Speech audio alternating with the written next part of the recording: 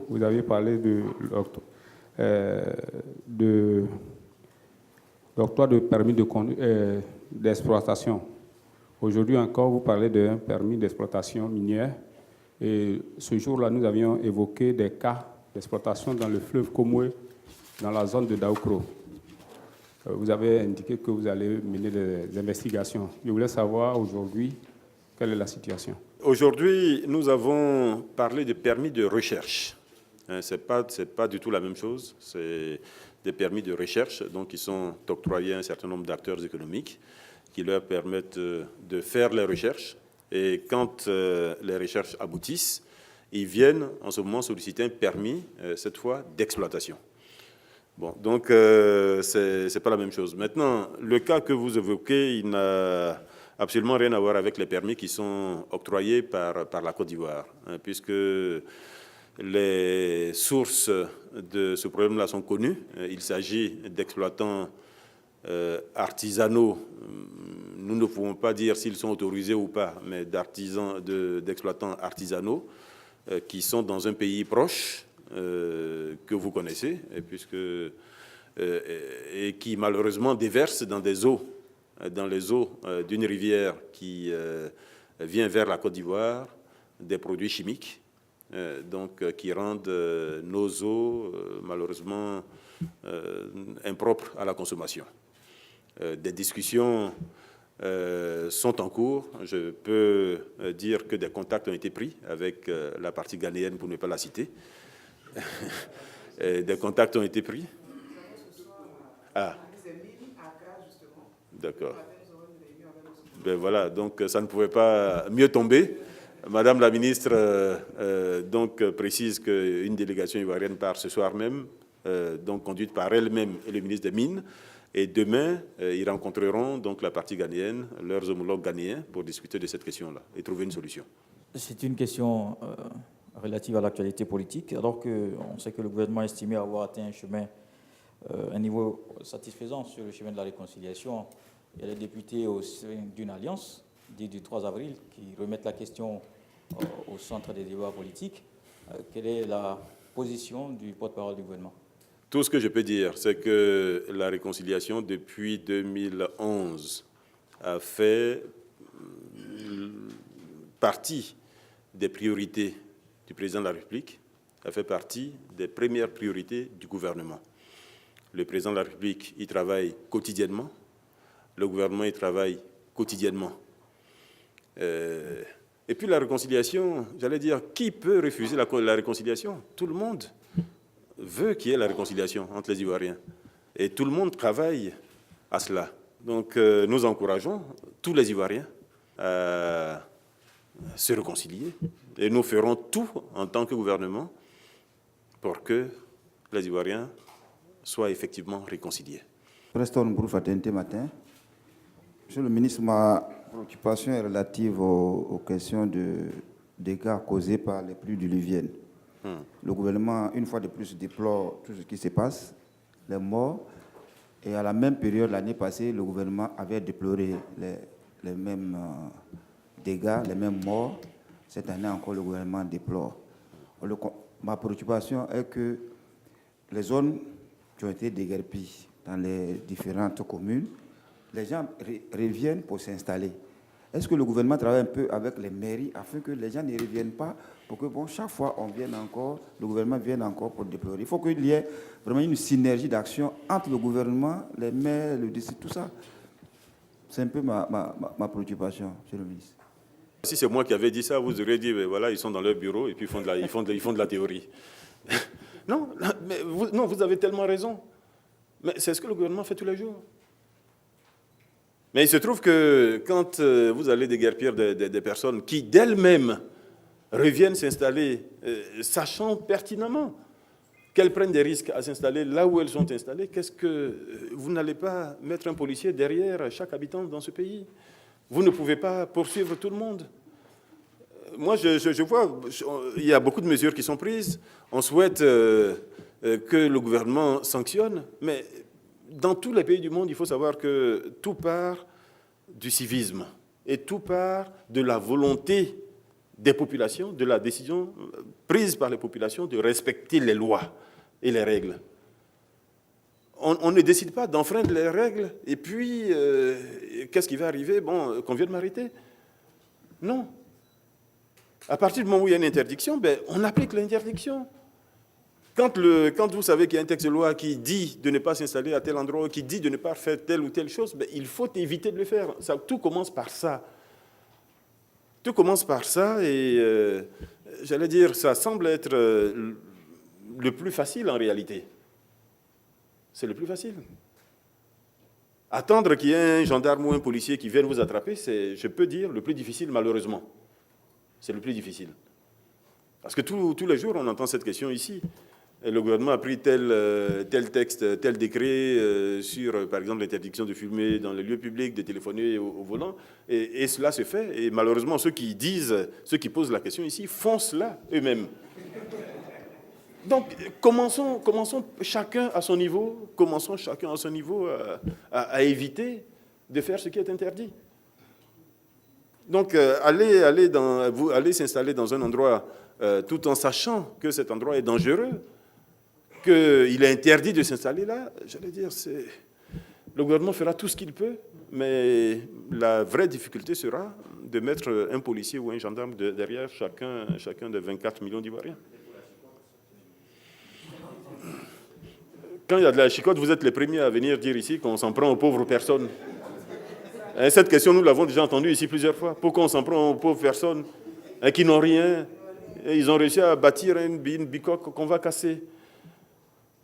Vous savez, c'est extrêmement difficile quand on est à cette position, mais tout part, encore une fois, du civisme des populations, tout part de la discipline des populations, parce que le gouvernement pourra sensibiliser autant qu'il voudra, il s'adresse à des populations, il s'adresse à 24 millions de personnes. Donc il faut un minimum que ces personnes-là comprennent leur propre intérêt. Surtout que là, ce n'est même pas l'intérêt du gouvernement qui est recherché, même si nous souhaitons évidemment garder toutes nos populations en vie et en bonne santé. C'est d'abord l'intérêt de ces personnes-là. Donc j'entends ce que vous dites, mais beaucoup d'efforts devraient être faits par tous les Ivoiriens pour que nous y arrivions. Et nous comptons sur chacun d'entre vous pour relayer ce message et pour faire en sorte que les Ivoiriens soient peut-être encore plus sensibilisés qu'avant sur ces questions-là, sur ces valeurs de discipline et de civisme. Parfezio, je suis journaliste au journal La Synthèse. Oui. Voilà, moi je vais plus Oui, La Synthèse. Voilà, la Côte d'Ivoire accueille la CAN 2021 et nous sommes à moins de 4 ans de cette grande fête footballistique. Alors, la Côte d'Ivoire est-ce que la Côte d'Ivoire sera prête à accueillir cette CAN? Et quelle stratégie sera mise en place? Étant donné que nous avons un grand stade ici, c'est le stade Félix Houphouët-Boigny. Et quand il pleut au Champrou, on ne peut plus jouer. Est-ce que la Côte d'Ivoire sera prête à moins de 4 ans? Je peux confirmer que la Côte d'Ivoire sera prête avant 2021 pour accueillir cette CAN. Nous en avons parlé ce matin au Conseil. Et je vous en ai fait un compte-rendu succinct tout à l'heure. Un arrêté avait déjà été pris en 2014 pour mettre en place le comité chargé justement de travailler sur les infrastructures. Donc aujourd'hui, ce comité travaille. Les premiers résultats sont déjà là. Il faut savoir qu'il y a également des travaux qui se font aujourd'hui, notamment ceux qui se font dans le cadre de la préparation des Jeux de la francophonie, qui vont demeurer. Donc, non, tout est mis en œuvre, en tout cas pour que cette CAN 2021 se tienne dans de bonnes conditions en Côte d'Ivoire. Et aujourd'hui, en tout cas, il n'y a aucune crainte. Tout indique que la Côte d'Ivoire sera prête. Permettez-moi de revenir un peu sur les dégâts causés par les pluies. Quand on parle de dégâts, on ne fait pas trop attention au bitume que ces pluies-là enlèvent, comme si c'était les personnes qui enlevaient ces bitumes-là, alors que c'est bitumes qui datent de 1 an, souvent 2 ans. Est-ce que le gouvernement jette un regard sur cela? Parce que c'est l'argent du contribuable qu'on a investi dans tout cela. Est-ce qu'il y a une enquête qui est menée pour savoir quelles sont ces sociétés qui font, est-ce qu'ils le font bien? Et récemment, le ministre des Infrastructures a fait une tournée à Abidjan pour voir un peu l'état des routes dégradées. Quel est aujourd'hui le regard du gouvernement sur ces dégâts causés par ces pluies-là sur nos routes?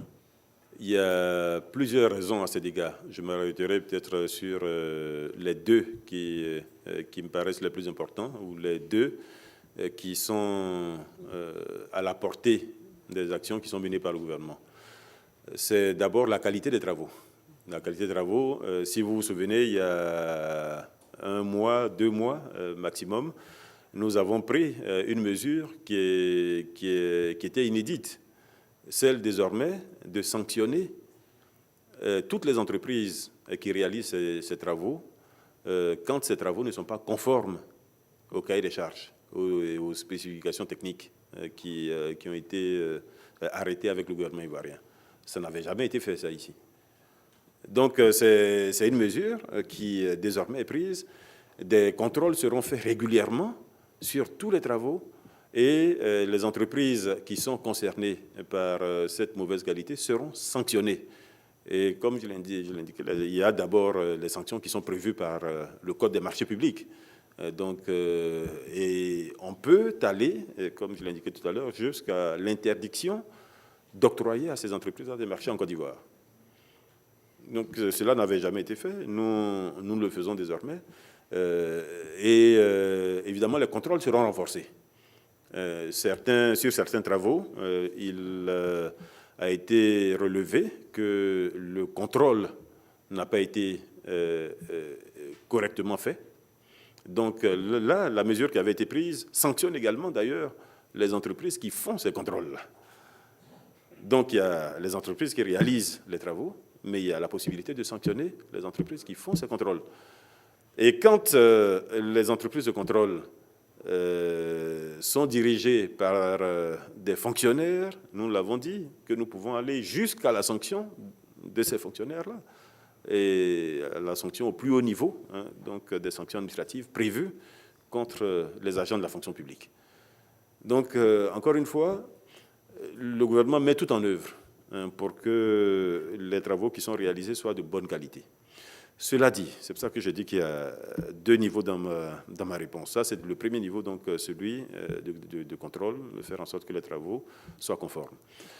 Le deuxième niveau, c'est encore une fois, malheureusement, l'incivisme qu'il y a.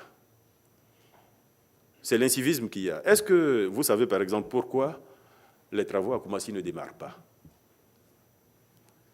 Tout le monde est convaincu aujourd'hui qu'il faut réhabiliter les rues à Koumassi. Tout le monde est convaincu qu'il y a de réels problèmes au niveau voirie, écoulement des eaux de pluie, premièrement, et les eaux usées. Tout le monde en est convaincu. Mais faire ces travaux aujourd'hui est pratiquement vain. Si nous faisons ces travaux aujourd'hui, dans 6 mois, vous viendrez nous dire que vous avez fait du mauvais travail.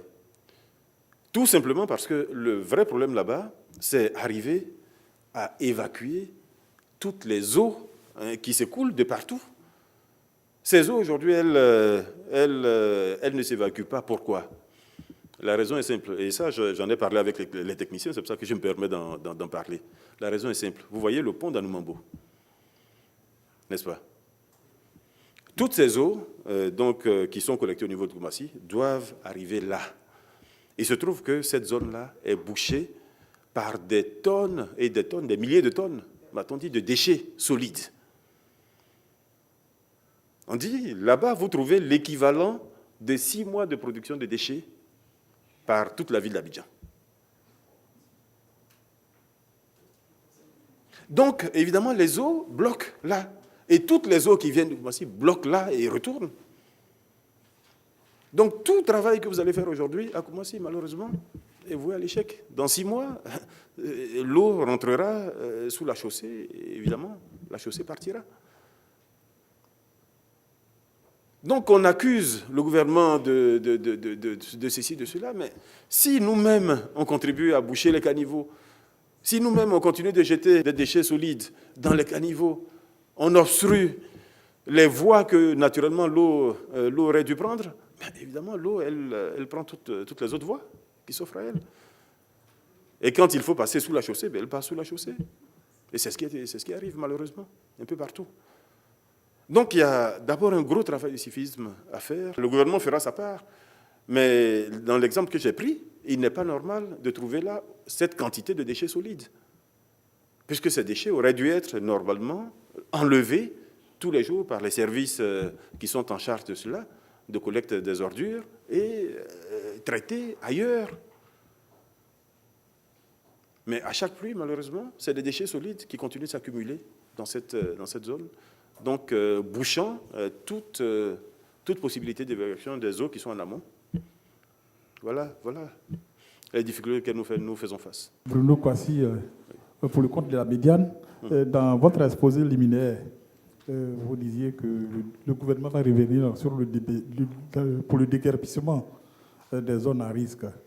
Je voudrais donc saluer cette action du gouvernement, mais est-ce qu'en amont, le gouvernement prévoit une possibilité de reloger ces populations avec la politique des logements sociaux ailleurs? La politique qui est menée par le gouvernement prend en compte toutes ces préoccupations-là.